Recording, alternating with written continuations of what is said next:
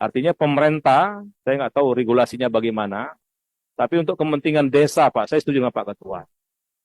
Eh, Alfamart dan Indomaret itu banyak membunuh warung-warung kecil dan UMKM, Pak. Sehingga kehadiran Kopdes itu memang solusi yang terbaik. Mungkin hari ini Alfamart dan Indomaret itu hampir 20.000 lebih. Nah, kalau kita membangun Kopdes itu nanti secara simultan mungkin bisa sampai 80.000, targetnya memang sampai akhir tahun ini 20.000, Pak Ketua. Dan itu sangat, istilah satu titik terang di desa, karena semuanya lengkap, Pak. Jadi Kopdes ini, Pak Ketua dan Wakil Ketua, para anggota, isinya lengkap nanti. Mungkin yang regulasinya kami sama Menteri Koperasi, Menteri Keuangan, dan Menteri Dalam Negeri sedang merumuskan itu. Oleh karena itu, Kopdes, program strategis nasional, saya kira salah satu kata kunci untuk kita memastikan pelayanan ekonomi tidak dikuasai oleh segelintir orang, Pak Ketua. Dan saya setuju itu. Kalau perlu memang mulai hari ini pembangunan Alfamart dan Indomaret di stop, Pak. Ya, sehingga memberi peluang kepada rakyat di desa untuk membuka seluas-luasnya peluang bisnis tentang rantai pasok tadi. Kemudian Pak Ketua, kami sampaikan tentang rantai pasok tadi, kami kaitkan dengan MBG, Pak Ketua. Jadi sampai sekarang ada 400 BUMDes sebagai pemasok SPPG, Pak. Assalamualaikum wabarakatuh. Selamat pagi, salam, Om Swastiastu, Namo Buddhaya, salam kebajikan, salam bahagia buat kita semua. Yang terhormat pimpinan Komisi 5, Bapak Lasarus dari fraksi PD Perjuangan, Ketua, Pak Ridwan Bay, Wakil Ketua dari Partai Golkar, dan Pak Robert Rowe dari Nasdem sebagai Wakil Ketua, beserta seluruh anggota Komisi 5, Bapak Ibu yang kami banggakan, yang kami hormati. Bersyukur pada Tuhan Yang Maha Kuasa Allah Subhanahu wa taala pada pagi hari ini kita bisa rapat kerja dalam keadaan sehat walafiat. Saya singkat saja Pak Ketua, nanti saya akan merespon juga beberapa yang disampaikan Pak Ketua tadi, bahwa hari ini kita rapat dalam rangka untuk evaluasi APBN tahun anggaran 2025 sampai dengan bulan November 2025. Selanjutnya izinkan kami menyampaikan evaluasi pelaksanaan APBN tahun 2025 sampai dengan November tahun 2025. Pagu anggaran tahun 2025, selanjutnya terus. Lanjut lagi. Pagu anggaran tahun 2025, Pagu Kementerian Desa dan Pembangunan Daerah Tertinggal berdasarkan DIPA revisi 27 Oktober 2025 sebesar 2,456 triliun rupiah. Dari Pagu tersebut masih terdapat anggaran yang diblokir, Pak Ketua, sebesar 288,15 miliar atau setara dengan 11,72%, sehingga Pagu efisiensi setelah blokir sebesar 2,168 triliun. Kami sudah 3 kali mengajukan buka blokir, Pak Ketua dan para anggota, dan ini tidak berhasil semuanya, dan informasi dari Pak Sekjen tadi, blokir itu terakhir dibuka 31 Oktober kemarin. Jadi 288 miliar ini kelihatannya tidak bisa digunakan. Oleh karena itu mungkin perlu nanti kita ambil sebuah kesimpulan dari persoalan ini. Pagu anggaran 2005 per unit kerja Eselon 1 secara rinci sebagaimana disampaikan pada slide sebagai berikut. Relaksasi blokir tahun 2025. Kementerian Desa dan Pembangunan Daerah Tertinggal mengusulkan relaksasi atau buka blokir efisiensi sebanyak 2 tahap, yaitu usulan buka blokir tahap 1 melalui surat Menteri Desa PDT nomor B-data 748 garis miring TU 0005 garis miring Romawi 4 2025 tanggal 9 April, hal permohonan relaksasi buka blokir penambahan anggaran belanja tambahan Kemendes pada tahun 2025 dengan usulan sebesar 565,69 miliar. Disetujui oleh Kementerian Keuangan pada tanggal 30 Juni 2005 sebesar 382,73 miliar. Dan disetujui oleh Komisi 5 DPR RI pada tanggal 8 September 2025. Buka blokir tersebut digunakan untuk pemenuhan kekurangan honorarium pendamping desa selama 5 bulan sebesar 381,1 miliar dan anggaran perjalanan dinas pimpinan sebesar 1,6 miliar. Yang kedua, usulan buka blokir tahap kedua melalui surat Menteri Desa PDT nomor sekian tanggal 20 20 Agustus 2025 hal permohonan relaksasi buka blokir Kementerian Desa PDT tahun anggaran 2025 dengan usulan sebesar 339,99 miliar disetujui oleh Kementerian Keuangan pada tanggal 27 Oktober 2005 sebesar 51,84 miliar. Buka blokir tersebut digunakan untuk kegiatan mandatori atau yang bersifat wajib sebesar 50,9 miliar. Dan sistem aplikasi yang telah mendapatkan valensi sebesar 850 juta. Persetujuan tersebut sudah kami sampaikan kepada pimpinan Komisi 5 DPR RI melalui surat nomor B/Datar 2152-00.0005-Romawi 10/2025 pada tanggal 31 Oktober 2005. Selanjutnya, kinerja serapan anggaran tahun 2025. Berdasarkan data dari aplikasi OMSPAN atau Online Monitoring System Pembendaharaan dan Anggaran Negara, serapan anggaran sampai dengan 10 November 2025 sebesar 63,05% dari pagu total. Masih terdapat deviasi 16,36% dibandingkan dengan rencana penarikan dana pada halaman 3 DIPA. Hal ini dikarenakan pertama terdaftar blokir yang kami sampaikan tadi Pak Ketua dan para anggota sebesar 288,15 miliar. Kegiatan PHLN tekad baru masuk DIPA di bulan Juli, kemudian baru mulai penganggaran atau pelaksanaan itu bulan September, sehingga ini juga membuat serapannya masih rendah, tapi insya Allah target akan sampai. Realisasi masih dihitung awal bulan November. Adapun realisasi anggaran per jenis belanja disampaikan sebagai berikut. Belanja pegawai 295,2 miliar atau setara dengan 89,30%. Belanja barang dan jasa 1,28 triliun atau setara dengan 59,58%. Ini gaji pendamping desa. Belanja modal 3,4 miliar atau setara dengan 31,45%. Secara keseluruhan realisasi anggaran sebesar 1,5 triliun dari pagu senilai 2,45 triliun atau setara dengan 63,5%. Realisasi anggaran 2025 per unit kerja Eselon 1.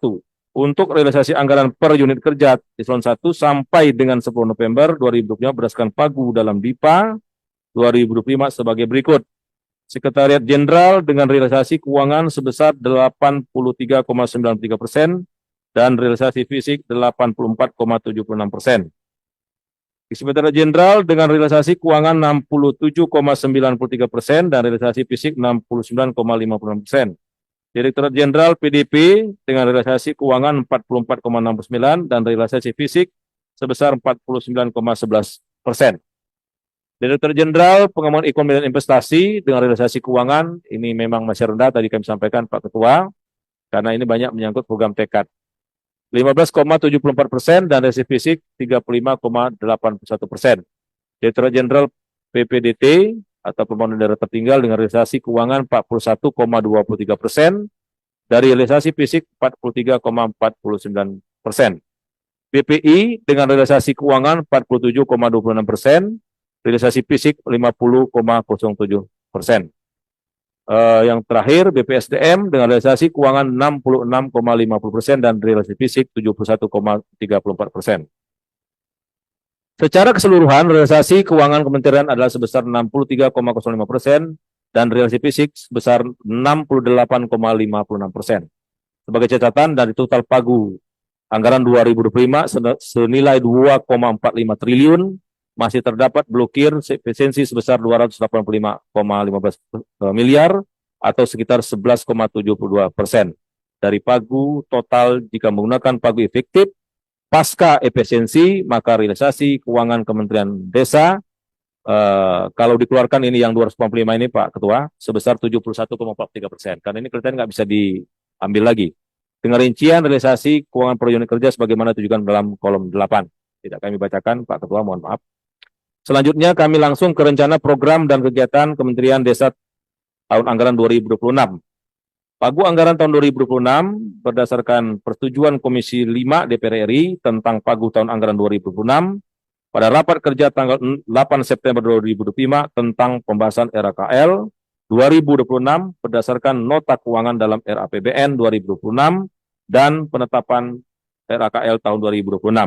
Rapat kerja tanggal 15 September 2005 tentang rencana hasil penyusunan RKKL 2026 Mitra Kerja Komisi 5 DPR RI sesuai hasil pembahasan Badan Anggaran.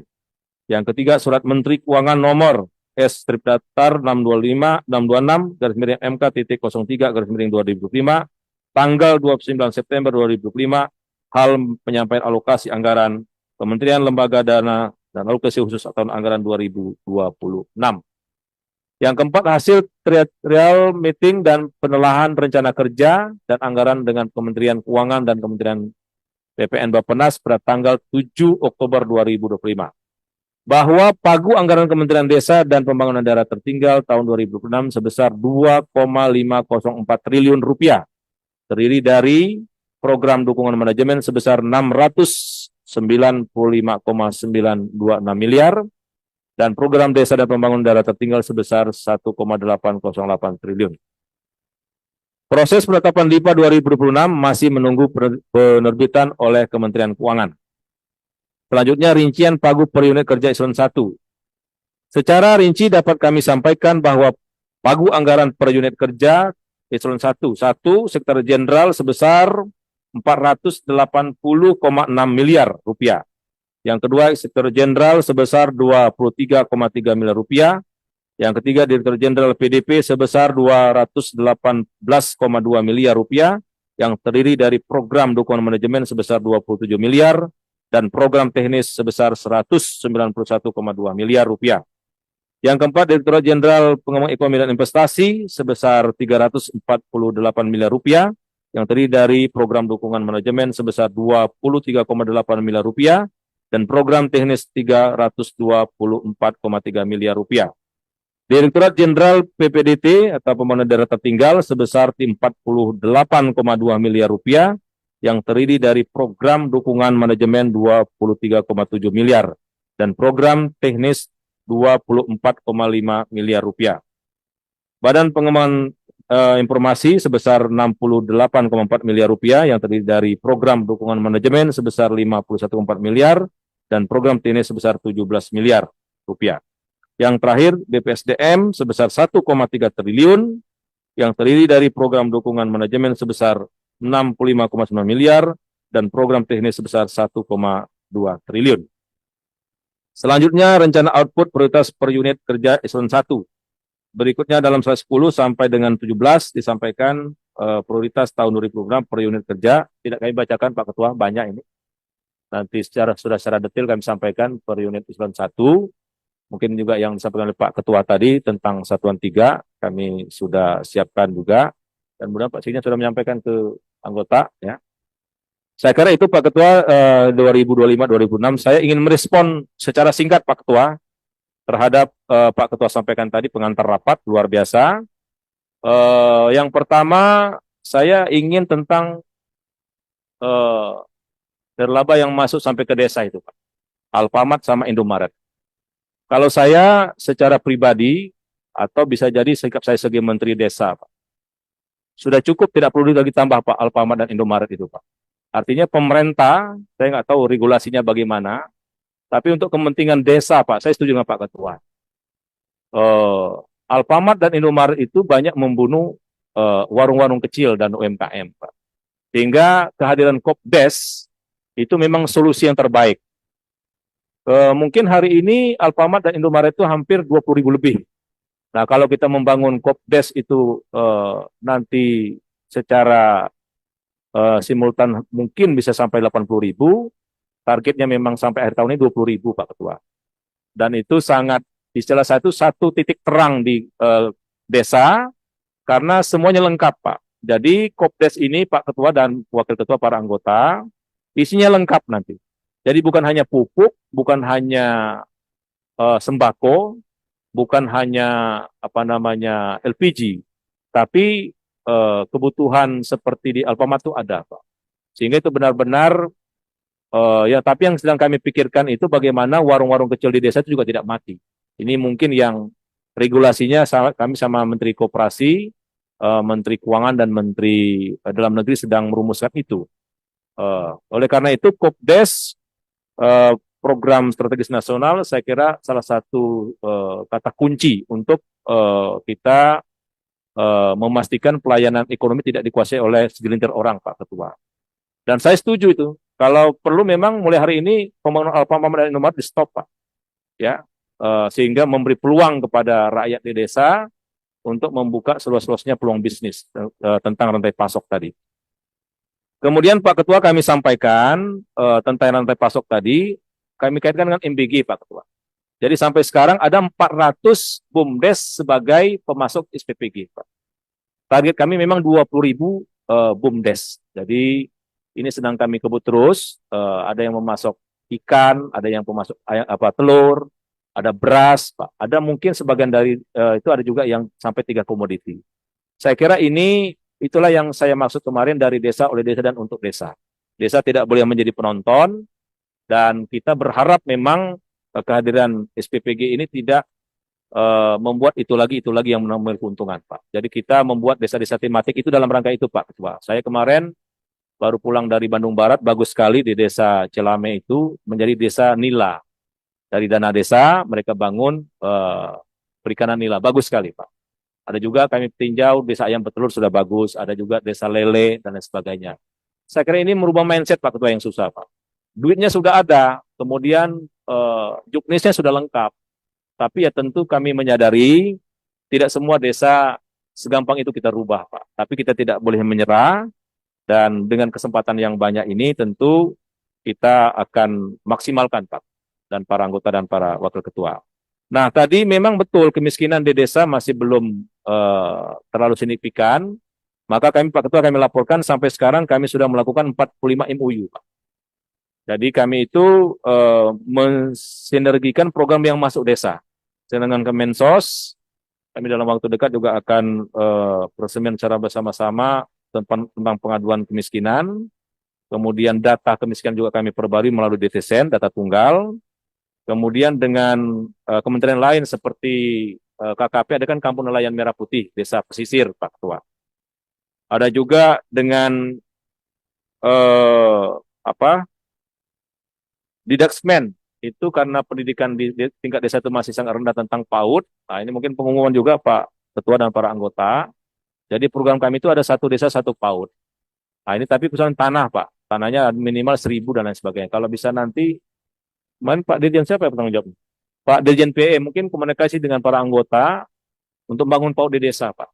Kita siapkan, kepala desa menyiapkan tanahnya, tapi yang membangun nanti total dari Didaksmen itu cara kami, Pak, untuk membangun desa. Kemudian Pak Ketua, memang masih banyak desa yang belum punya listrik. Kami sudah, ini sudah dibahas di rapat kabinet, Pak Ketua. Insya Allah di periode Bapak Presiden Prabowo, semua desa tidak ada lagi yang tidak punya listrik, Pak, di periode Pak Presiden ini. Kemudian termasuk kami baru saja MOU dengan Komdiji, Pak Ketua, untuk memastikan bahwa sinyal dan jaringan internet itu masuk ke desa, Pak. Mungkin prioritasnya terhadap desa-desa ekspor atau desa-desa wisata dulu, atau yang punya potensi yang luar biasa. Jadi kalau ada anggota, Pak Pimpinan Ketua, kalau ada usul desa yang memang sangat urgent, Pak, untuk kita masukkan jaringan internet dan sinyal, saya kira bisa disampaikan kepada kami, Pak Ketua. Ini komitmen saya waktu MOU dengan Ibu Menteri Komdiji. Kemudian yang lain, ini masalah anggaran tadi, Pak. Betul, Pak. 100 kabupaten yang terlambat memberikan siltap kepada perangkat desa. Betul tuh, Pak Ketua. Jadi ada yang 3 bulan, ada yang 4 bulan, bahkan ada yang 6 bulan nggak gajian, Pak. Betul, Pak. Bahkan ada modus dari kepala daerah itu, duitnya dimanggilkan ke jalan dulu, Pak Ketua. Baru nanti pemborongnya bayar, atau dicarikan dananya, baru dibayarkan ke perangkat desa. Saya kira ini persoalan serius.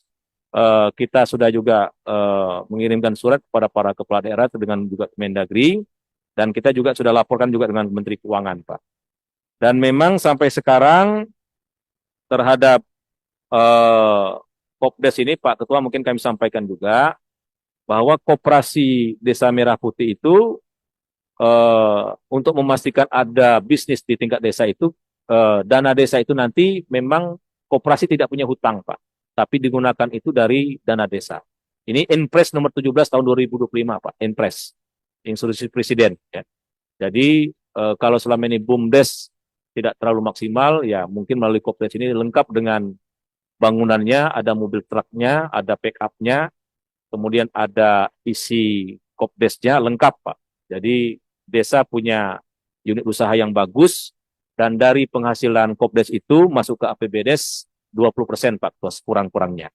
Saya kira ini mungkin sumber ekonomi baru di desa, tapi tetap kita pendekatan dengan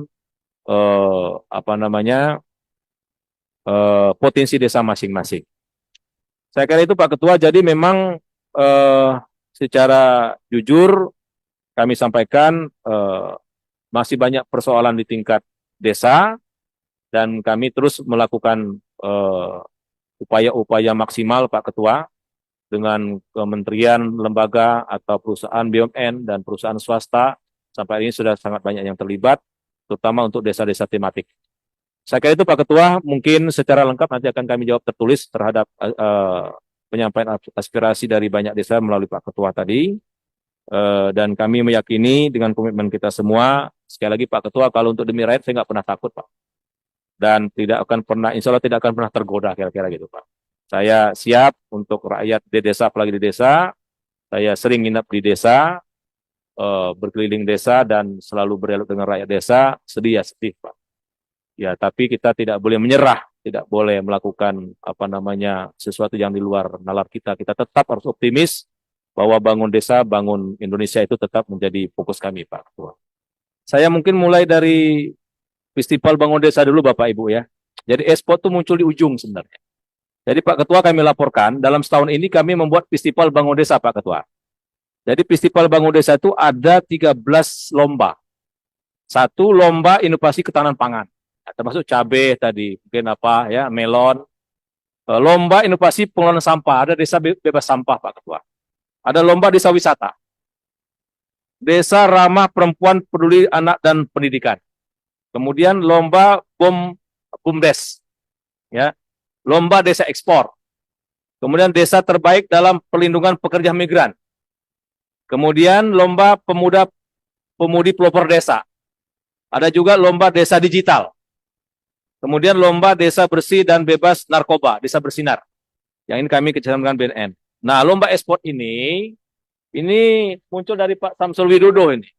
Karena banyak sekarang di desa-desa itu yang punya potensi untuk main game itu, ya kita memang sekarang mungkin masih pakai luar, Pak. Tapi ke depan, kita akan tahun depan akan lebih masif lagi, kita akan gunakan produk lokal. Jadi ini sebagai pemantik saja.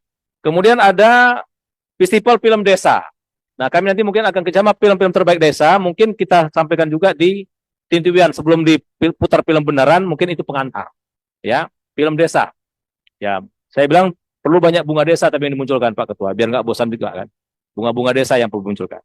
Nah, Liga Desa. Ini Bu Armusa, Liga Desa ini kita mulai dari se-Jawa Tengah dulu. Jadi ini memperlukan Piala Menteri Desa dan Piala Menpora. Nah, Liga Desa ini nggak boleh pemain bayaran. Wajib tinggal di desa itu minimal setahun ber-KTP. Tidak boleh main pakai naturalisasi, Pak Ketua. Jadi kita juga ingin mencari bibit terbaik dari desa-desa di Indonesia. Masa sih nggak ada yang terbaik dari 75.000 desa nanti. Nah, jadi ekspor itu sebagian kecil sebenarnya dari Festival Bangun Desa, Pak Ketua. Jadi ada, dan ini kami kerjasamakan dengan kementerian lembaga. Contoh kalau desa bebas sampah dengan Menteri Lingkungan Hidup, penilainya juga masuk. Desa ekspor dengan Menteri Perdagangan, ketahanan pangan dengan Menteri Pertanian, kira-kira gitu Pak Ketua. Jadi insya Allah, mohon nanti kehadiran juga seluruh anggota Komisi 5 yang akan hadir mungkin 100.000 orang di Boyolali, tanggal 15 Januari 2026, ya, puncak Hari Desa. Dan ini kategori ini akan kami berikan nanti piala dan uang pembinaan. Ya, uang pembinaan banyak dari sponsor, Pak. Jadi saya ini walaupun Menteri Desa anggaran kecil banyak akalnya kira-kira gitu. Ya kan, yang nggak ada duit ya kita cari yang lain, Pak. Insya Allah dapat dan mereka tertarik kok. Ya kan, dengan Bank Himbara, dengan perusahaan-perusahaan, insya Allah ini lancar, Pak. Jadi ada piala dan uang binaan, ya. Kayak bola itu lumayan, hadiah satunya 50 juta, Pak. Lumayan, untuk desa bagi 50 juta itu luar biasa, ya. Jadi itu Pak Ketua, kami sampaikan ekspor itu mungkin mohon maaf kalau sekarang masih pakai produk luar negeri. Nanti tahun depan kita fokus ke tapi kita cari dulu bibit-bibit, ya biar anak-anak ini kan tersalurkanlah hobinya, kira-kira begitu. anak-anak di desa itu. Jadi ada 13 lomba. Nah, kemudian yang tadi mengenai anggaran, sebentar dulu. Dan aspirasi. Ini sudah saya pegang ini Pak Ketua, simulasi untuk program tahun 2026. Ini ada BUMDes, ada desa wisata, ada pasar desa, dan pelatihan. Jadi sudah lengkap ini untuk pimpinan, anggota, dan kapoksi. Saya kira ini udah kesepakatan ini kan. Tinggal dimainkan aja ini. Ya kan? Udah Pak, berapa-berapanya sudah detail ini. Saya nggak ganggu lah Pak, saya tahu lah. Saya nggak pernah DPR 3 periode kan. Pernah pimpinan komisi, pernah semuanya lah. Ya, saya tahu lah itu. Nah, kemudian masalah pendamping desa Pak Ketua. Jadi memang rencana kita itu kesepakatan tanggal 7 November dulu, tahun 2024 akan ada evaluasi. Kita sudah mengajukan ke Kementerian Keuangan untuk melaksanakan rekrutmen. Terutama yang kosong Pak Ridwan Baik. Sekarang yang kosong itu ada 5.000 Pak. Ada 5.000 orang. Tapi kan rekrutmen ini bukan kami yang merekrut. Tapi kan pakai kampus biar ada objektivitasnya. Jadi kerjasama dengan kampus, nanti kita ikut tes. Ya silakan teman-teman anggota ya, para calon-calon itu betul-betul yang fair, yang bagus. Karena itu akan dites oleh kampus. Nah, dananya itu belum dapat. Jadi kenapa tahun ini belum ada rekrutmen? Karena dana untuk rekrutmen itu belum ada dari Kementerian Keuangan, Pak. Termasuk yang diblokir itu maksudnya. Jadi 288 miliar itu salah satu yang diblokir itu untuk rekrutmen pendamping. Jadi itu belum dapat, belum disetujui oleh Kementerian Keuangan, Bapak Ibu. Nah, ini saya tanya tadi BPSDM Pak Agus Tumimasik. Ya artinya akhir tahun ini kita akan evaluasi yang benar-benar dablek, yang benar-benar nggak berkualitas. Tetap kita evaluasi Pak Ketua. Tetap kita coret dari pendamping desa. Tapi yang bagus ya Pak Ridwan, kita teruskan terus. Mungkin kemungkinan besar kalau ada nanti anggaran dari Kementerian Keuangan, ya tahun 2026 akan ada rekrutmen terutama yang kosong. Berarti hampir 6.000 yang kosong. Mungkin yang lain juga kata evaluasi lagi. Kira-kira begitu Pak, kenapa belum tahun ini? Ya saya maunya tahun ini diisi. Tapi kan bukan Mendes yang menentukan lulus atau tidak lulusnya. Tapi kita pakai kampus. Ada kerjasama dengan pihak ketiga kira-kira begitu. Dan itu pakai anggaran. Berapa per orangnya, prosesnya sampai lulus itu ada. Saya kira itu. Nah yang kedua, mungkin saya yang ketiga sekaligus saja pimpinan tadi mungkin banyak irisannya pertanyaannya. Pertama mungkin dari Pak Hamka. Tadi mohon maaf Pak Hamka, memang di slide 6 itu ada satu kolom yang nggak tertampilkan Pak. Jadi Pak Hamka sangat betul, sangat jeli. Kalau tertampilkan memang pertanyaan Pak Hamka itu terjawab Pak. Di sini ada kolom ke-9 yang tidak ada. Ya, jadi ke-9 tadi tidak ada, kami tampilkan. Ini sudah ada, jadi betul kalau dikeluarkan dari yang blokir, maka yang fisik itu menjadi 77,67% Pak. Ya, jadi terima kasih Pak Hamka, ini senior ini luar biasa ini. Sangat detail ya. Nah oleh karena itu mungkin 280 miliar itu kalau kita kalau kami keluarkan dari hasil efisiensi, sebenarnya serapan anggaran Kemendes sekarang itu sudah 73% Pak Ketua. Ya, artinya ini udah nggak mungkin yang 288 miliar udah nggak mungkin. Karena terakhir blokir dibuka itu tanggal 31 Oktober, udah nggak mungkin. Nah, artinya kalau dihitung nanti di akhir tahun, termasuk tadi para anggota menanyakan tinggal waktu 1,5 bulan, insya Allah Pak targetnya di atas 90% lah ya. Karena tadi misalkan kenapa dari Dirjen BIP itu pengembangan ekonomi investasi masih rendah, pekerjaan sudah, tapi mereka belum nagih. Kira-kira gitu Pak Dirjen, Pak Tabrani ya. Nah, jadi insya Allah itu serapannya bisa maksimal Pak. Kemudian yang tadi masalah Kopdes, nah ini Kopdes ini. Jadi Kopdes ini, mohon maaf Bapak Ibu, memang aturan mainnya berapa kali berubah Pak Ketua. Karena ingin cepat, ingin banyak, ingin bagus. Tapi peraturan memang beberapa kali berubah. Sebelum Inpres nomor 17 tahun 2025 keluar, itu sudah ada PMK 49. Nah disitulah yang Bapak Ibu tadi pertanyakan bahwa dana desa jadi jaminan kalau macet. Nah dengan adanya Inpres nomor 17 tahun 2025, tentang percepatan pembangunan gerai, maka dana desa itu nggak jadi jaminan lagi kalau macet. Karena ini ada top down tadi dari dana desa, desa menerima bangunan, menerima gerai, dan termasuk dari pemerintah itu menyiapkan pegawainya Pak Ketua dari P3K. Jadi tadi kalau jawabannya masalah SDM, insya Allah ini ada SDM yang disalurkan oleh pemerintah P3K. Jadi Permen Q nomor 49 tidak berlaku, termasuk Permendes nomor 10 yang saya buat tentang 30% dana desa jadi jamin itu tidak berlaku lagi.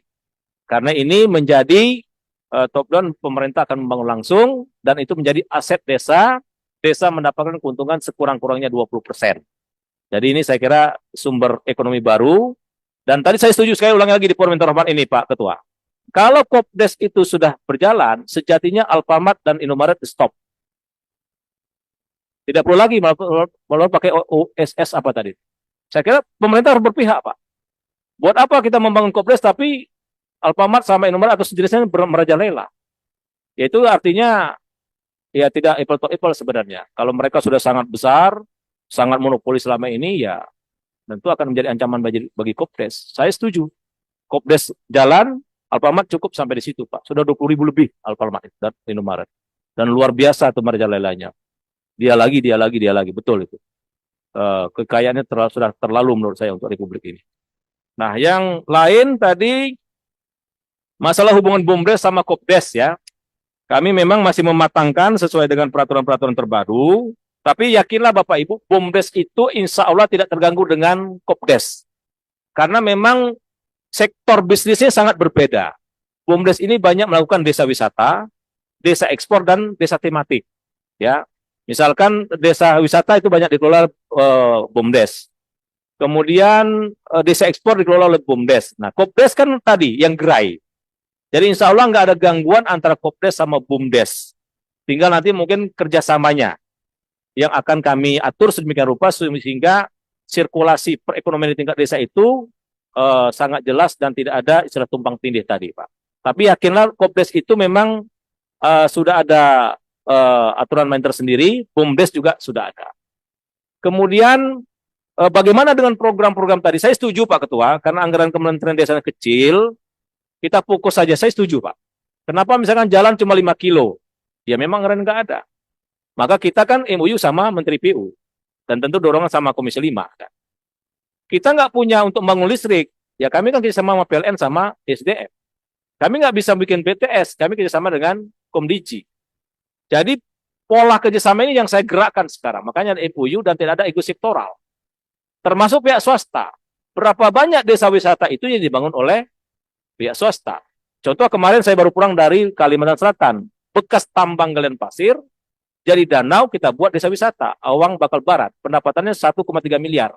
Kemarin saya launching, mungkin saya resmikan Desember. Merekrut tenaga 100 orang. Nah pola-pola ini saya lakukan Pak. Jadi kolaborasi sama Pak Ketua. Jadi walaupun kita anggaran kecil ya kita lakukan terobosan yang banyak. Desa ekspor. Kita yang mungkin tidak banyak melakukan dengan APBN tapi dengan pihak swasta atau dengan pihak luar negeri. Jadi yakinlah kalau banyak kemauan baik, insya Allah ada jalan terbaik lah. Jadi kalau saya berpangku dengan anggaran kecil ya diam saya Pak Ketua, tapi saya nggak mau begitu. Maka kita banyak terobosan, termasuk lomba-lomba tadi. Sebenarnya kita merekrut atau menggait kementerian lembaga supaya terikat dengan desa. Ya ketahanan pangan ya Kementerian Pertanian, mana programmu? Oh enggak tumpang tindih kalau begini. Termasuk sekarang sudah ada data tunggal. Nah tadi kan dikeluhkan ada tumpang tindih. Betul kata Bu Armusa tadi, saya pernah ketua Komisi 8. BPS beda datanya, Kemensos beda datanya, Mendagri beda datanya. Sekarang enggak lagi. Ada DTSN, data tunggal sosial ekonomi nasional. Jadi nggak mungkin tumpang tindih lagi, walaupun tetap perbaikan data. Dan BPS selama ini 3 tahun sekali perbaikan data tentang desa, saya sudah MOU Pak Ketua. Sekarang setahun sekali diperbaiki Pak. Jadi lebih cepat, lebih akurat. Kami sudah MOU dengan BPS. Ya. Jadi saya kira usaha-usaha kita untuk melakukan perbaikan di desa itu sudah ketemu jalannya. Tapi memang tidak segampang membalikkan telapak tangan Pak Ridwan. Banyak tantangannya, terutama SDM, betul Pak. SDM itu luar biasa. Maka kami kemarin saya terakhir menghadiri wisuda 200 orang dari aparat desa, ada Direktur BUMDes, ada Sikdes, ada Kepala Desa yang diwisuda Pak Ridwan. Kami juga akan bersama dengan beberapa kampus untuk kuliah 2 tahun, ya, dengan beasiswa dari dana desa. Jadi dalam rangka meningkatkan sumber daya manusia. Nah potensi yang banyak tentu itu akan kita gali sedemikian rupa. Sekali lagi melibatkan banyak pihak, tidak serta-merta dengan APBN, tapi juga kami sudah berkisar dengan 500 perusahaan, Pak Ketua, untuk tadi sesuai dengan potensi desa masing-masing. Jadi jalur ini insya Allah sudah on the track, dan saya nggak pernah takut Pak untuk membela rakyat. Apapun saya lakukan, dan saya tidak bisa ditekan-tekan juga dengan para pihak yang menghalang-halangi saya, nggak bisa. Saya akan tegas, tegar, dan insya Allah dengan godaan-godaan itu saya insya Allah lolos lah Pak. Jadi demi untuk desa ya saya akan bertaruh untuk itu Pak. Ya.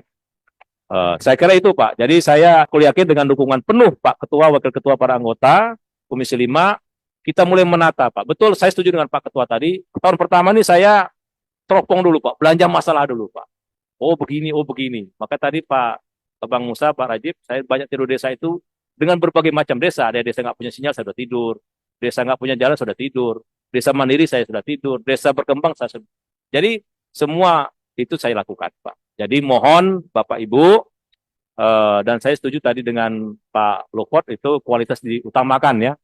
Tapi betul kata Pak Ketua tadi, kalau nggak habis juga jadi pertanyaan. Jadi kita dua-duanya kita apa? Kualitas dan serapan maksimal. Nah, itu yang kita mau. Di Bapak Ibu pimpinan dan para anggota, untuk desa dalam kawasan hutan ini sedang kita urai persoalannya, dan saya memang sudah kunjungan ke desa yang kawasan hutan 100% Pak. Sudah. Termasuk yang desa di Lelang sudah kita kunjungi, dan saya sudah ke Mahkamah Agung, sudah ke Jaksa Agung, termasuk sudah kita bicarakan dengan pimpinan DPR, dan kami juga sudah sampaikan dengan kementerian lembaga. Target kita memang desa dalam kawasan hutan itu kita keluarkan semua Pak.